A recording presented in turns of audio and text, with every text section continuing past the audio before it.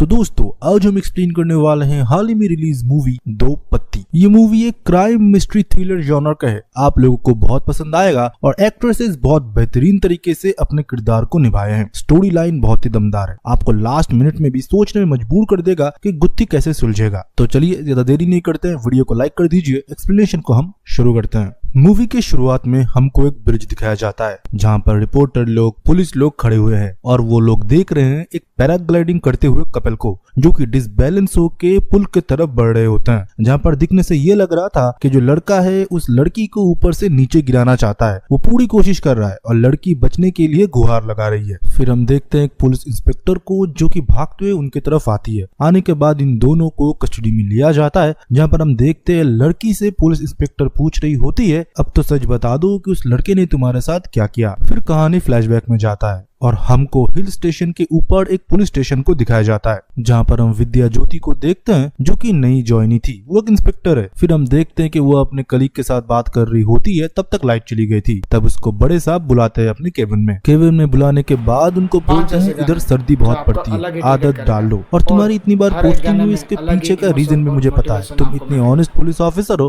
कि कोई भी काम को तुम अधूरा नहीं छोड़ते, हर जगह तुम ऑनेस्टी दिखाते हो, बट तुम्हारे साथ जो लोग रहते हैं वो तुम्हारी तरह सोचते नहीं, इसलिए तुम हर एक पुलिस स्टेशन से दूसरे पुलिस स्टेशन बदलते रहते हो। तो चलो तुम्हारे ऑनेस्टी की वजह से हम तुमको देते हैं पेट्रोलिंग की ड्यूटी, जो कि बिल्कुल भी अच्छा नहीं था। वो विद्या ज्योति को भी पता थी। अपने सीनियर ऑफिसर के लेक्चर सुनने के बाद वो फिर अपने केबिन में आती है। केबिन में आने के बाद उनके पास एक कॉल आता है, जहाँ पर ये पता चलता है कि एक घर में डोमेस्टिक वायलेंस हुआ है, एक लड़की को उसके पति ने मारा है। तो कंप्लेंट सुनने के बाद कांस्टेबल बोलते हैं मैडम आप जाएंगे ना, आपको ये पता लगेगा कि औरत कंप्लेंट करेंगे ही नहीं, बोलेंगे कि मेरा पति कुछ भी नहीं करता। विद्या तब बोलती है हमें हमारी ड्यूटी करनी पड़ेगी क्योंकि कॉल आया है, हमको जरूर जाना चाहिए। फिर हम देखते हैं विद्या जाती है उनके घर में और घर का दरवाजा खोलती है सोमिया सूद, और उसी के साइड में उसकी माँ जी भी खड़ी हुई होती है। विद्या के पूछने पे वो बताते हैं कि कुछ नहीं हुआ, पड़ोसी ने शायद कॉल कर दिया होगा, पर सोमिया कुछ भी नहीं बोलती, वो डरी सहमी रहती है। तब जब विद्या पूछती है कि आपको ये चोट कहाँ से लगी, वो बोलती है कि अलमारी से मैं टकरा गई थी और कुछ भी नहीं, मेरे घर में कुछ नहीं हो रहा, और उसके मुंह के ऊपर वो दरवाजा बंद कर देती है। पर ये लड़की बहुत डरी सहमी होती है। फिर उधर से विद्या निकल जाती है। फिर एक दिन सुबह उसके घर में कांस्टेबल आता है, उनसे बात करते हैं कि मैडम स्टेशन जाने का टाइम हो चुका है, और वो खाना वाना ही पैक कर रही होती है।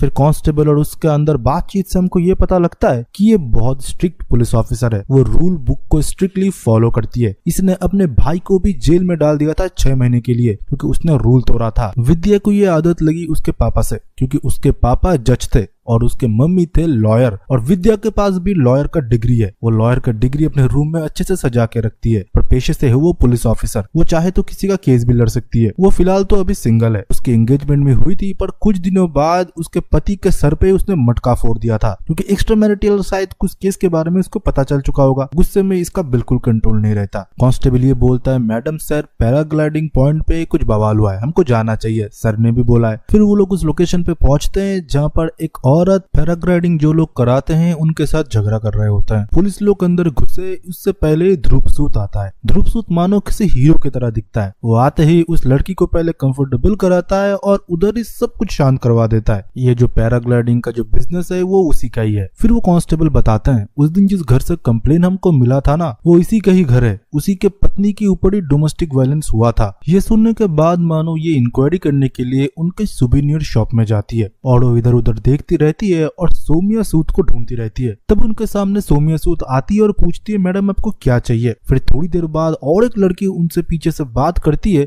जो कि हूबहू सोमिया की तरह दिख रही होती है। वो देखने के बाद चौंक जाती है। फिर वो बाहर आती है और बाहर उनकी माँ जी खड़ी हुई होती है। वो फिर बोलती है ये जुड़वा बहनें हैं। फिर ये भी शौक हो जाती है कि उस दिन उसने किसको देखा था। माँ जी फिर इंस्पेक्टर विद्या को अकेले बुलाती है और बातचीत करने के लिए। वो ये बोलती है उस दिन घर से मैंने ही आपको कॉल किया था, वो सोमिया को मार देगा, उसका पति ध्रुव सूद, और वो चाहकर भी कंपेल नहीं करा सकती क्योंकि वो अपने बहन से नहीं हारना चाहती, वो अपने परिवार को भी बचाना चाहती है। फिर जब बहन वाला एंगल आता है फिर हमको फ्लैशबैक में दिखाया जाता है और इंस्पेक्टर को वो सब कुछ बताना शुरू करती है। आज से बहुत साल पहले इनके घर में एज ए मेड दोनों बच्ची की देखरेख करने के लिए आई थी, पर कुछ दिनों में ही इन दोनों को इसने अपना लिया था। इनके माँ के साथ ये दोनों बहुत ही कनेक्टेड थे। पापा तो शराब में ही डूबे रहते थे। दोनों बच्ची अपने माँ से बहुत प्यार करते थे। उनके माँ के लिए भी पूरी दुनिया ये दोनों बच्ची ही थी। सोमिया बहुत डरी सहमी रहने वाली बच्ची होती है और शैली स्ट्रेट फॉरवर्ड। ये महज 8 साल के थे थे मैडम, इनकी माँ गुजर गई थी। सोनिया थोड़ा कमजोर थी और मुझको ही माँ बुलाया करती थी और शैली मुझे माँ जी बोलती थी। इन दोनों बच्चों की देख रेख मुझे करना पड़ता था। पापा तो शराब में ही डूबे रहते थे और माँ के मरने के बाद और ज्यादा। दोनों बच्चों की तरफ तो उनका ध्यान ही नहीं था। सोमिया थोड़ा कमजोर थी, वो दवाई भी लेती थी, इसके साथ इनहेलर भी, तो उसका देख रेख मुझे थोड़ा ज्यादा करना पड़ता था। पर शैली को ये बिल्कुल पसंद नहीं था। वो बोलती थी कि ये नाटक कर रही है, इसको कोई भी एक्स्ट्रा अटेंशन की जरूरत नहीं है। आपको तो पता है जब ट्विंस होते हैं दोनों में झगड़े होते हैं, दोनों में लड़ाई होता है। पर उनके पापा ने ये किया कि शैली को हॉस्टल में भर्ती कर दिया और शैली मानो तब से सोमिया के ऊपर गुस्सा थी। वो ये बोल के घर छोड़ी थी कि तुझको मैं देख लूंगी, आज तो मैं हॉस्टल में जा रही हूँ तो घर में रह रही है, पर लाइफ में मैं तुझे कभी जीतने नहीं दूंगी। ये लास्ट स्टेटमेंट के साथ शैली घर छोड़ती है और हॉस्टल में भी चली जाती है। कुछ दिन बाद इनके पापा भी मारे गए थे, पर शैली घर नहीं आई, हॉस्टल के छुट्टी में भी घर नहीं आई। और इस तरफ शैली भी बहुत बड़ी हो गई। देखते देखते वो अपनी पढ़ाई वगैरह करने के बाद हमारे साथ दुकान में ही बैठती थी। और आपको पता होगा ना, नया जो पैराग्लाइडिंग पॉइंट बना है, वो हर दिन उधर जाती थी, थोड़ा समय बिताती थी। एक दिन उधर जाके वो फोटो वगैरह अपने आप खींच रही होती है, तभी उसकी मुलाकात उधर ध्रुव से हुई। ध्रुव देखने में हैंडसम, बहुत ही कॉन्फिडेंट, और वो सोमिया को अपने बातों में फंसा लेता है। फिर उधर हम ध्रुव को देखते हैं जो कि सोमिया से मीठी मीठी बातें करता है और ये बोलता है, तुम इधर बैठ के बादल क्यों देख रहे हो, तुम बादल को छू सकते हो, मेरे ऊपर भरोसा रखो। और सोमिया भी उसके ऊपर भरोसा करती है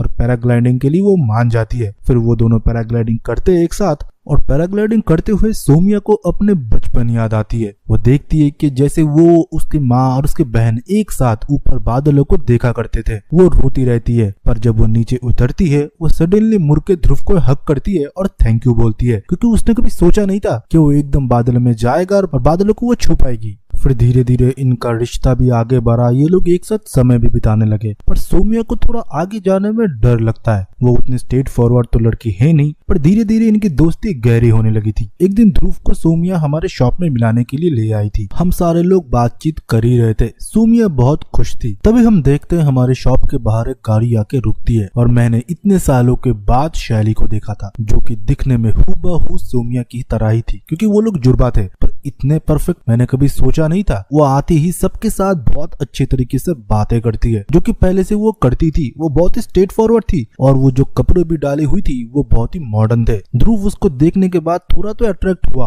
और उन दोनों के बीच थोड़ा बातचीत भी हुई, जो देखने के बाद सोमिया बहुत मायूस हो चुकी थी। फिर हम शैली को देखते हैं जो कि अपनी बहन के साथ बात कर रही होती है। वो अपने बहन को उसी के ही अच्छे दोस्त मतलब ध्रुव के बारे में पूछती रहती है और ये बोलती है वो थोड़ा मेरे टाइप का है, मुझसे उसके इंट्रो करा दो बहुत अच्छे से, हम दोनों अच्छे लगेंगे ना, तुम्हारे मन में उसके लिए कोई फीलिंग्स वीलिंग्स नहीं है ना। सोमिया कुछ भी नहीं बोलती क्योंकि वो थोड़ा शांत किस्म की और प्राइवेट किस्म की लड़की थी, पर वो सब कुछ समझ चुकी थी कि शैली अब आ चुकी है। वो जिस किस्म की लड़की है वो ध्रुव को उससे दूर ले जाएगी, और वही हुआ। ध्रुव के साथ नजदीकियां धीरे धीरे शैली बढ़ाने लगती है। अभी पैराग्लाइडिंग ध्रुव और शैली एक साथ करने लगे थे, एक साथ उनकी नजदीकियां धीरे धीरे बढ़ने लगे थे। वो लोग फिजिकल भी हो रहे थे, जो सब कुछ दूर से सोमिया देखती है, पर वो कुछ कर नहीं पाती। वो मन ही मन घुटती रहती है और ध्रुव के लिए उसका जो प्यार था वो बोल भी नहीं पाई। फिर सोमिया भी खुद को मना चुकी थी कि ध्रुव अभी उसके बहन मतलब शैली के साथ है। फिर हम देखते हैं कि ध्रुव एक टूरिज्म का डील करने के लिए टूरिज्म मिनिस्टर के साथ अपने घर के बाहर एक कॉन्वर्सेशन में था, जहां पर मिनिस्टर को 500 करोड़ के अप्रूवल के ऊपर साइन वगैरह करना था। और अंदर डीजे पार्टी चल रहा था, जो ऑब्वियसली ऑर्गेनाइज कराया था शैली ने, जो कि बहुत मॉडर्न किस्म की है और बिना म्यूजिक की तो वो रह ही नहीं सकती। और ड्रिंक्स पीने के साथ थोड़ा सीन क्रिएट भी करने लगी थी, जो ठीक करने के लिए ध्रुव अंदर जाता है, पर ध्रुव के ऊपर वो चढ़ जाती है और उसके साथ फिजिकल होने की कोशिश करती है, जो कि मिनिस्टर भी देख लेता है और वो बोलता है ये मीटिंग अभी हम नहीं करेंगे, हम बाद में करेंगे, और वो चला जाता है। पर ध्रुव को तब एम्बैरेस फील होता है, उसका इतना बड़ा डील साइन होते होते रह गया सिर्फ शैली की वजह से, और शैली को मानो कुछ फर्क ही नहीं पड़ता,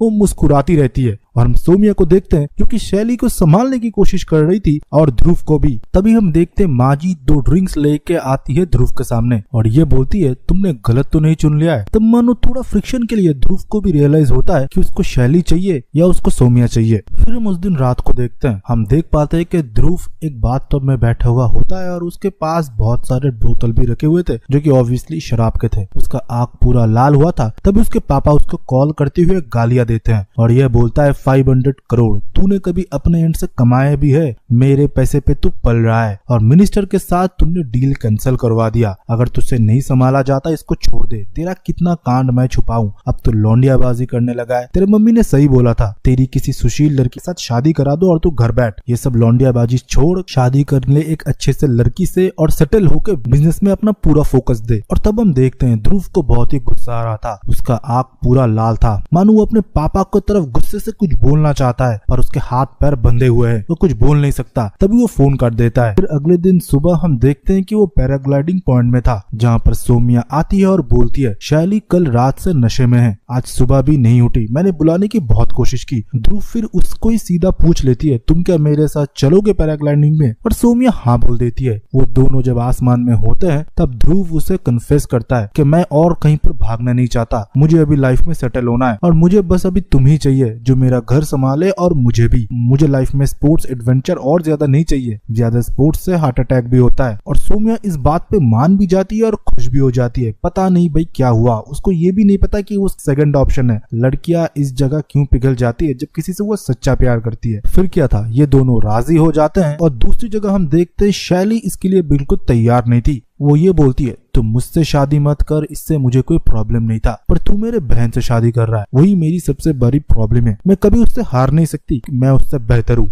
हमेशा। फिर हम देखते हैं इन दोनों की शादी हो जाती है। और दूसरी जगह हम शैली को भी देखते हैं जो कि बार में दारू वगैरह पी रही होती है। पर जब फैमिली फोटो लेने की बारी आती है वो हूबहू सोमिया की तरह ही ड्रेसअप करके सीधा खड़ी हो जाती है ध्रुव के बगल में। पता ही नहीं चल रहा था कि असली बीवी कौन है। मतलब वो ये चाह रही थी कि उसके बहन की मैरिज लाइफ वो हेल कर दे, इसके लिए वो पूरा डिटरमाइंड हो चुकी थी। ये तक कि उसके फर्स्ट नाइट में भी सोमिया बन के वो ध्रुव के कमरे में भी चली गई थी पहले। इसको लेके सोमिया भी बहुत अपसेट हो चुकी थी और उनका झगड़ा भी हुआ था। फिर हमको प्रेजेंट डे में दिखाया जाता है जहाँ पर हम देखते हैं विद्या बोल रही होती है तो डोमेस्टिक वायलेंस शादी के कितने दिन बाद शुरू हुआ? तो माँ जी बोलती है 2-3 महीने बाद ही शुरू हो चुका था और उसी के ऊपर उसका बहन जो कि उसके खुद की बहन के घर बस जाए वो नहीं चाहती। मैं सोमिया के साथ उसके ससुराल आ चुकी थी और शैली भी इस बहाने से आ गई थी कि उनका घर रिनोवेट हो रहा है। अभी शैली सोमिया के ससुराल में ही रह रही है। पति का डोमेस्टिक वायलेंस, ऊपर से शैली भी उसके पति को सेड्यूस करने लगता है। अलग अलग तरीके से उसके साथ वो संबंध बनाने की कोशिश करती है, सिर्फ और सिर्फ अपने बहन के मैरिज को खत्म करने के लिए या उसको नीचा दिखाने के लिए। विद्या बोलती है जब तक शैली कंप्लेन नहीं करेगी उसके पति के बारे में कि उसे वो मारता है तब तक हम कोई एक्शन नहीं ले पाएंगे। फिर माँ जी को विद्या सलाह देती है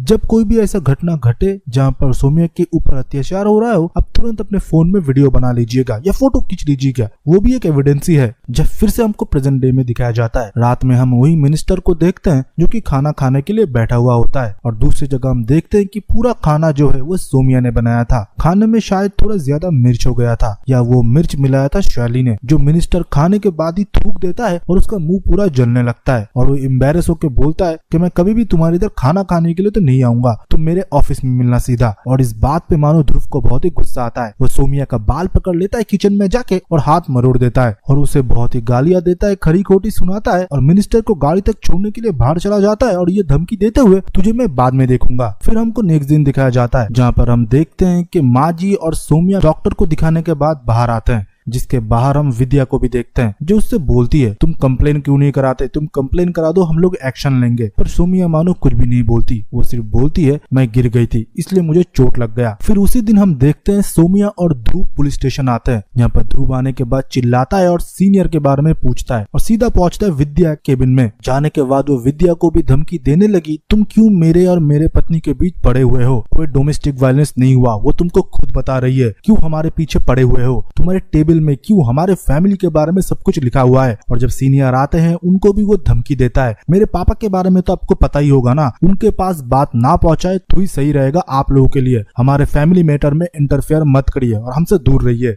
फिर हम उस दिन रात को देखते हैं सोमिया किचन में खाना बना रही होती है और ध्रुव पीछे से आता है और उसके साथ इंटीमेट होने की कोशिश करता है। इंटीमेट होते हुए सोमिया बोलती है कि मुझे बच्चे चाहिए, जिस बात पे ध्रुव को बहुत ही गुस्सा आता है। वो चीखते हुए बोलता है फिर से वो नाटक तुमने शुरू कर दिया और सोमिया को धकेल देता है। फिर वो अपने कमरे में चला जाता है गुस्से में। फिर अगले दिन सुबह हम माँ जी को देखते हैं जहाँ पर शैली को बोल रही होती है सोमिया को वो बहुत मारता है, तुम सोमिया को समझाओ कि वो सहती है, वो पुलिस को सब कुछ क्यों नहीं बता देती। शैली फिर बोलती है वो नाटक कर कर रही है, उसको कोई मारवाड़ नहीं पड़ रहा। अब देखिए अपने पति के साथ कितना नीचे खुश है। ध्रुव फिर हम देखते हैं सौम्या से माफी भी मांगता है और सौम्या उसे माफ भी कर देती है। पता नहीं कैसा प्यार है इन दोनों का। फिर माजी शैली से बोलती है तो क्यों उधर से चली नहीं जाती, इन दोनों के लाइफ और ज्यादा खराब कर चुकी है तू। फिर शैली बोलती है इसकी पति ही मेरा पीछा नहीं छोड़ता, मैं चली जाऊंगी, आप चिंता मत करिए। फिर हमको अगले दिन दिखाया जाता है शैली और माजी गए थे बाजार सामान लेने के लिए। सौम्या और ध्रुव घर में अकेले थे। सौम्या को लगा था सब कुछ ठीक हो चुका है, ध्रुव ने फिर से माफी मांग लिया है। सौम्या फिर से बच्चों वाली टॉपिक उठाता है और ये बोलता है मुझे बच्चे चाहिए, हम दोनों को परिवार शुरू करना चाहिए। पर ध्रुव का ये कहना था मैं मेरे बिजनेस को एक्सपेंड करना चाहता हूँ, बच्चे के लिए मेरे पास टाइम नहीं है। क्या हमेशा बच्चे बच्चे करते हो, लाइफ में थोड़ा फॉरवर्ड सोचो, लाइफ में थोड़ा गोल एम्बिशन बनाओ, शैली को देखे कुछ सीखो, मुझसे जीवन में गलती हो गई, मैंने गलत बहन को चुन लिया है। ये बात सुनने के बाद सौम्या भी अपना आपा खो देती है। वो बोलने लगती है तुम्हें तो घरेलू लड़की चाहिए थी, इसलिए तुमने मेरे साथ शादी किया और तुम एम्बिशन गोल के बारे में पूछ रहे हो। मेरे लाइफ की एम्बिशन गोल मेरे लिए तो बहुत क्लियर है, तुम्हारे लिए क्या क्लियर है? पापा के पैसों पर बिजनेस संभाल रहे हो, फिर भी अच्छे से वो तुमसे संभाला नहीं जा रहा। और इसी बात पे मानो ध्रुव को बहुत ही गुस्सा चढ़ जाता है। वो सौम्या को बहुत पीटता है, पीटते पीटते वो सीढ़ियां से भी सौम्या को गिरा देता है। सौम्या का हालत बहुत ही नाजुक हो चुका था। तब हम देखते हैं कि उसके सामने ध्रुव आता है और ये बोलता है क्यों मुझे गुस्सा दिलाते हो, तुमको तो पता है ना गुस्से में मैं क्या कुछ कर देता हूँ। और उसी को वैसी हालत में छोड़ के वो घर के बाहर चला जाता है। फिर से हमको सौम्या को दिखाया जाता है जो फिर से खड़ी होती है और खुद ही वो अपनी साफ सफाई करती है और मेकअप से अपने दाग धब्बे को छुपाने के बाद डॉक्टर दिखाने के बाद वो फिर से घर लौटती है। और ये सब कुछ होते हुए इंस्पेक्टर विद्या देख रही होती है। तभी इंस्पेक्टर विद्या अपने कांस्टेबल को बोलता है ध्रुव सूद के बारे में पुराने केसेस भी ओपन करो, पता लगाओ कि इसके कितने केसेस है जो इसके अय्याश बाप ने छुपाए हैं। और दूसरी जगह हम देखते हैं कि माँ जी ध्रुव को वार्न करती है एक बार और मेरे बच्ची को हाथ लगाया तो मैं खुद पुलिस में जाऊंगी। ध्रुव तब आसानी से बोल देता है वो तो मेंटल पेशेंट है, आपको पता नहीं जब वो बच्ची थी तभी से वो मेडिसिन लेती है, मैं पुलिस को बता दूंगा वो डिप्रेशन की पेशेंट है, उसके तो इतने सारे पिल्स चल ही रहे हैं,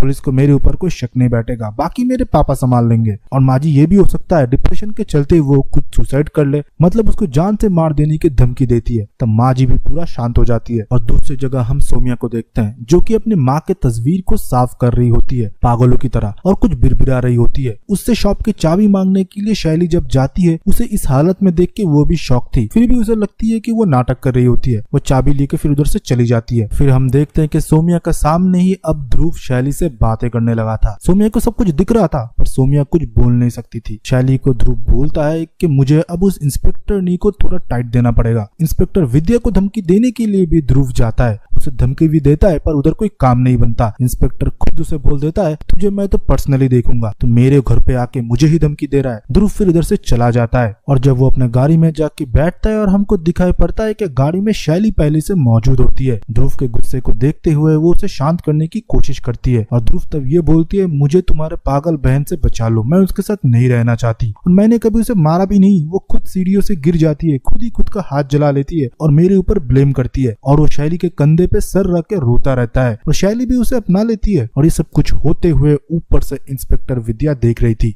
जब एक इंस्पेक्टर को धमकी देने के लिए ध्रुव आया था ये सब कुछ जाके स्टेशन पे बताया जाता है और ध्रुव और उसके पत्नी मतलब सौम्या को पुलिस स्टेशन बुलाया जाता है और सब कुछ पूछा जाता है, जहाँ पर सौम्या टोटली डिनाई कर देती है कि उसके पति ने उसके साथ कुछ भी नहीं किया, ये मैजिक एक्सीडेंट था। और ध्रुव भी मानो ये सुनने के बाद बहुत ही खुश था। और इसी के साथ सौम्या ये भी बोलती है कि हम दोनों का बच्चा भी होने वाला है। पर ध्रुव को इस बारे में कुछ भी नहीं पता था, पर सिचुएशन को देखते हुए ध्रुव तब हामी में हाँ भर देता है। फिर उस दिन रात को ध्रुव सौम्या को थैंक्स बोलता है, ये बोलते हुए आगे से मैं ये सब कुछ भी नहीं करूंगा। और सौम्या भी तब मान जाती है और ये बोलती है हम शुरू से शुरुआत करेंगे, कल हम फिर से पैराग्लाइडिंग करने के लिए जाएंगे और हमारी नई जिंदगी की फिर से शुरुआत करेंगे। और मानो ध्रुव भी तब मान ही जाता है। और कल होली था, होली की पार्टी में हम देखते हैं ध्रुव फिर से शैली से चिपकने लगता है और तभी हम सौम्या को भी देखते हैं जो कि सब कुछ नोटिस कर रही होती है और वो ध्रुव को बुलाती है और पैराग्लाइडिंग पॉइंट पे जाने के लिए बोलती है। फिर आपको आगे की स्टोरी तो पता ही है। मूवी के शुरुआत में मैंने जब आपको बताया था कि दो कपल थे जो कि पैराग्लाइडिंग डिसबैलेंस हो चुका था, मतलब पति पत्नी को गिराने की कोशिश कर रहा था, वो और कोई नहीं वो ये दोनों थे। और उसी पॉइंट में हम देखते हैं कि शैली भी पहुंच जाती है और माजी भी, और इंस्पेक्टर विद्या भी तब उधर मौजूद होती है और सारे लोग तब वीडियो वगैरह भी बना रहे होते हैं। वीडियो देखने के बाद ये तो बिल्कुल साफ हो चुका था कि सौम्या को मारने की कोशिश कर रहा था ध्रुव। और फाइनली पुलिस स्टेशन में जाने के बाद सौम्या सब कुछ सच सच बता देती है और यही बोलती है कि ध्रुव ध्रुव ने उसे मारने की कोशिश की। उसके हार्नेस को खोल दिया था उसने, और जेल के अंदर से ध्रुव चीख रहा था कि ये गलत है, वो झूठ बोल रही है। फिर हम देखते हैं कि कुछ टाइम के बाद ध्रुव के पापा भी आ जाते हैं। वो बहुत ही पावरफुल होते हैं, वो किसी भी लॉयर को खरीद सकते हैं। तब डिसीजन ये लिया जाता है कि विद्या खुद इस केस को लड़ेगी और ध्रुव को सजा मिले इस बात पे वो मुहर जरूर लगाएगी। इस केस को दबाया भी नहीं जा सकता क्योंकि पूरा वीडियो प्रूफ है, तो केस तो कोर्ट में जाना ही था। तो वही होता है, सौम्या की तरफ से लड़ती है विद्या खुद।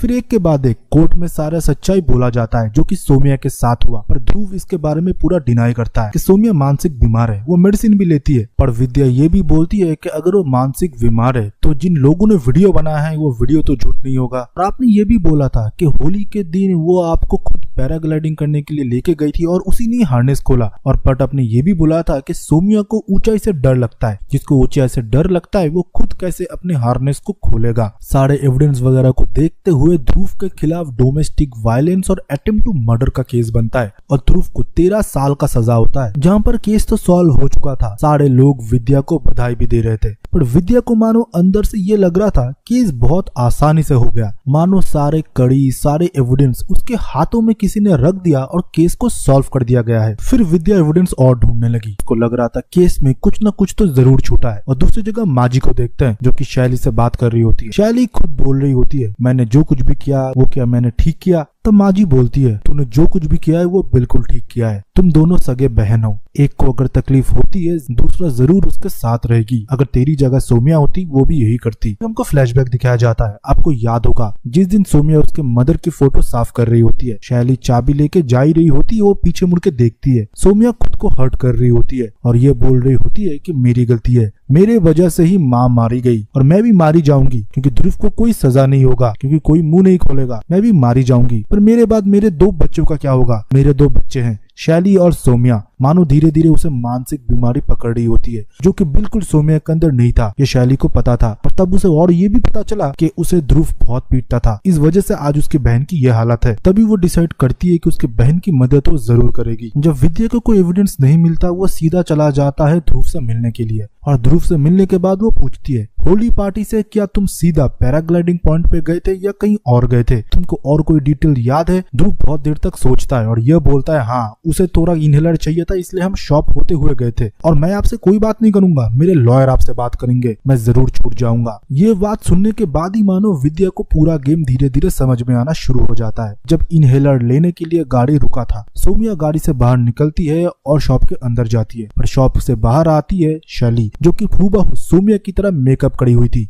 इसलिए जब हार्नेस खोला गया उसे कोई डर नहीं लगा क्योंकि शैली को ऊंचाई से कोई डर नहीं था। फिर आगे की स्टोरी तो आपको पता ही है। फिर पुलिस स्टेशन से विद्या को ये भी पता चला मेडिकल करने से थोड़ी देर पहले दोनों को ही एक साथ बाथरूम आया था और दोनों बाथरूम के अंदर ही एक दूसरे के कपड़े बदल लेते हैं, और एक दूसरे कपड़े बदलने की वजह से सबको लगा कि ये शैली है और ये सौम्या। तो दोनों ने मेडिकल भी कराया और मेडिकल भी दोनों का साफ ही निकला, किसी को कुछ भनक भी नहीं लगा। Truly master plan. और विद्या तब हंसती है और ये बोलती है जो तुझे कोर्ट में बोलना चाहिए था, जिस वजह से तू बच सकता था वो तूने कोर्ट में नहीं बोला गधे। और ये बोलने के बाद वो बाहर चली जाती है। फिर सीधा विद्या पहुंचती है सौम्या के घर में। सौम्या के घर में जाने के बाद वो देखती है कि माजी और शैली बैठी हुई होती है। उन दोनों से वो प्रॉमिस करती है कि केस को मैं रीओपन करूंगा, तुम तीनों को मैं सजा जरूर दिलाऊंगा, तुमने क्या बेवकूफ बनाया है मुझे। शैली फिर बाहर आती है और मैम को रोकने की कोशिश करती है, ये बोलती हुए मैडम अगर आप ये करते हो मेरी बहन वैसे ही मर जाएगी क्योंकि वो मेरे बहन को मरवा देगा। आपको भी पता है कि उसने ये सब कुछ किया है मेरे बहन के साथ, आप लोग क्या चाहते हो जस्टिस के चलते हुए मेरे बहन जब मरेगी तब क्या मैं पुलिस के पास पहुंचूंगा। मुझे पता है जो कुछ भी किया गया है वो हमने ही किया है, पर ये सच्चाई है कि उसके साथ ये सब कुछ हुआ है, उसके साथ डोमेस्टिक वायलेंस हुआ है और इतने हद तक हुआ है कि वो मर सकती थी, ये आपको भी पता है। अब मैं आपके ऊपर छोड़ देता हूँ, आपको केस रीओपन करना है या हम लोगों को ऐसे ही जाने देना है और हमको खुशी से जीने देना है। पर हम देखते हैं कि कोर्ट में केस रीओपन होता है। विद्या ने केस को रीओपन किया था। कोर्ट का प्रोसीजर शुरू हो और विद्या कुछ एविडेंस पेश करे, इससे पहले हम देखते हैं कि सौम्या बोलती है कि मैं कुछ कन्फेस करना चाहती हूँ। जज उसे कटघरे में आने के बाद सब कुछ बोलने के लिए बोलता है। सौम्या फिर बोलती है मैं कन्फेस करती हूँ कि मेरे माँ के मरने में मेरा भी हाथ है। मेरे पापा आए दिन मेरे माँ के ऊपर डोमेस्टिक वायलेंस करता जाता, हम लोग बस देखते थे,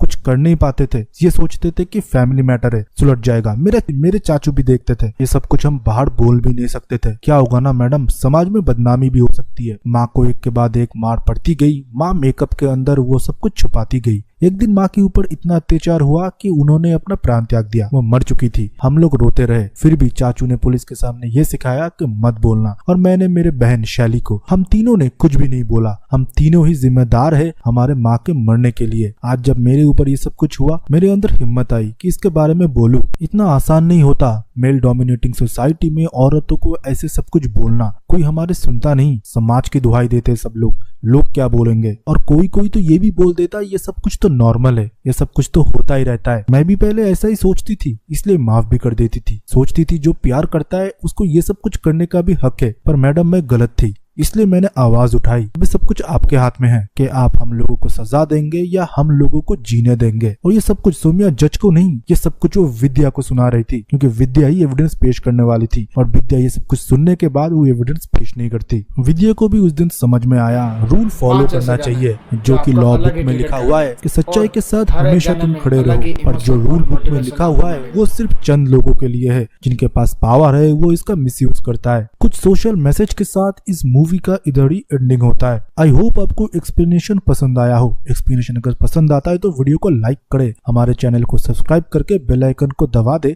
नेक्स्ट वीडियो की नोटिफिकेशन पाने के लिए। रुकिए आप लोग जाइएगा मत। आप लोगों के लिए एक फ्री मूवी वाउचर या कोई भी OTT प्लेटफॉर्म का 1 महीने का सब्सक्रिप्शन टोटली फ्री हम लोग दे रहे हैं। वो आपको मिलेगा एक छोटा सा टास्क करने की वजह से। आप लोगों के लिए हमारा और एक फ्री सर्विस है। तो वो क्या है, एक वीडियो प्ले होगा अभी, उसको थोड़ा देख लीजिए। अगर आप ऑनलाइन शॉपिंग करते हो फ्लिपकार्ट, अमेजॉन, मिंत्रा में, तो आपको पता होगा कि लिमिटेड टाइम के लिए प्रोडक्ट के प्राइस डाउन हो जाते हैं।